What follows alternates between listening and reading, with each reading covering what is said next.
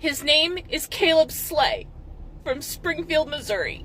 He was shot twice in the head at point-blank range from behind with the gun to his head. His murderer walks free.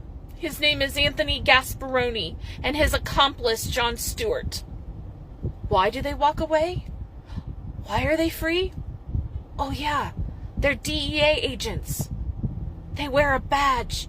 They get rights that you or I don't get to have.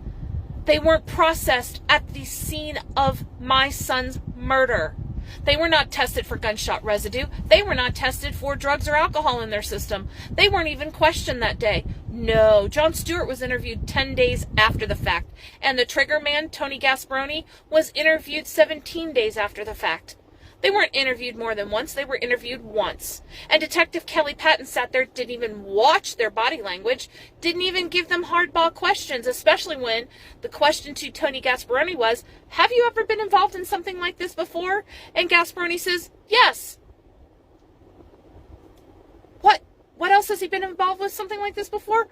Oh, could it be another officer involved shooting? Tony Gasparoni is, right now, as of this date, 31 years old. He graduated from the police academy in 2016. He shot my son November the 2nd, 2020. That would mean he's been in 2 officer-involved shootings by the age of 31 years old. Ask yourself the question, why? Why someone without a criminal record? Why? Why they lied to the entire city of Springfield and tried to make my son out to be somebody who interfered with a stop and a fight ensued? My son had nothing to do with the stop, was in his own front yard, walking into his house to get a phone charger. He came back and he complied with someone who didn't identify themselves. Neither one of them identified themselves. And how is it that Supervisor Jay Forrester and Officer Mittag can end up on scene before Springfield Police Department and before the ambulance?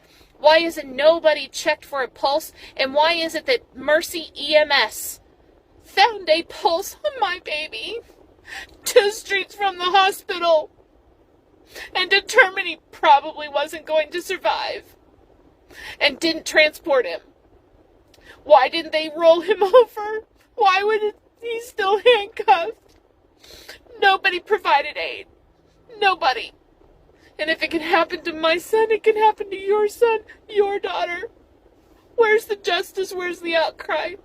Where's the hundreds of celebrities coming out of the woodwork for justice for Caleb? Because I'm waiting. I've been waiting.